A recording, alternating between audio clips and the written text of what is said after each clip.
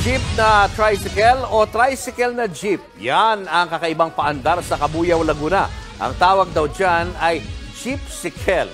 Narito ang report ni Mon Gualvez. Mula sa bumper hanggang sa visor, jeep na jeep ang datingan. Pero ang nagpapaandar, motorsiklo, jeep na tricycle o tricycle na jeep. O siya, huwag na natin pagtalunan yan. Dahil ang kakaibang sasakyang yan ang ipinagmamalaking jeepcycle ng Cabuyao, Laguna. Gawa ito ng magkakapatid na mahinay na pawang mga welder. Kwento ni Eric, 2019 pa niya naisip ang ganitong disenyo. Pero nitong nakarang taon lang nila ito sinimulang gawin. Naisipan po namin yan dahil sobrang hina ng kita namin sa pagiging welder. Walang benta sa mga tricycle dahil pandemic nga. Nung gumawa kami ng isa at in-upload namin sa Facebook, doon po na marami palang gusto sa ganong design, kaya hanggang ngayon tuloy-tuloy na siya. Inaabot ng 15 araw para mabuo ang isang jeepcycle. Mabusisi ang proseso. Tinitiyak din daw nilang hindi nawawala ang iconic na itsura ng jeep na talagang tatak Pinoy. Unang-una kasi trademark na po yan ng Pilipino.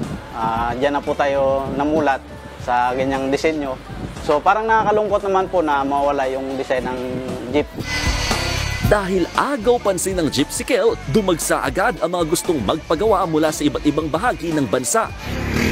So ayan, kahit nga ang OFW mula Italy na si Arthur Gamo, bumili na agad para sa kanyang pamilya sa Batangas.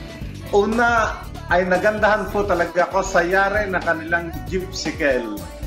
Tapos napakaganda pong sasakyan pamamalengke. At lalo na pagpunta-punta sa mga kapitbahay, pag magmarites ka, lalo-lalo na.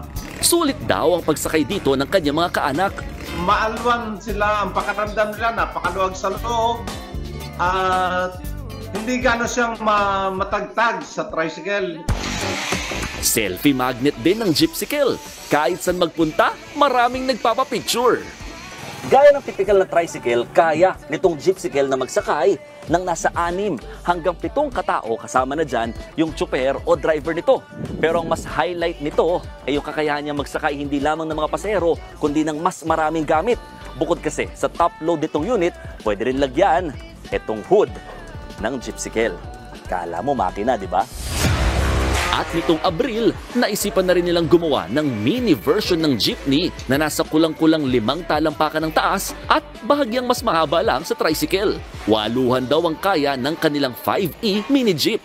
85 hanggang 120,000 pesos ang kada unit ng jeepcycle. Habang nasa 250,000 pesos naman ang kanilang 5E mini jeep. Pero higit sa presyo, mas mahalaga raw ng mga ibabaw ang pagtangkilik sa mga obrang sariling atin.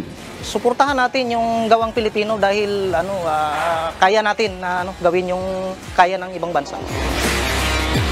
Nagbabalita mula sa frontline, Mon Gualvez, News 5. Naranasan nyo na ba yung kung ano yung gusto nyo, hindi nangyayari? Tapos kung ano yung ayaw mo, yun naman yung dumarating. Huwag kayo mag-alala. Hindi kayo kinakalaban ng mundo, nararanasan naman ng lahat yan. Ganyan lang talaga ang buhay. Sabi nga sa kanta, di ba? Minsan daw, mapagbiro. Ang sikreto siguro para huwag tayong mapikon, isipin natin yung mas magagandang nangyayari sa buhay natin.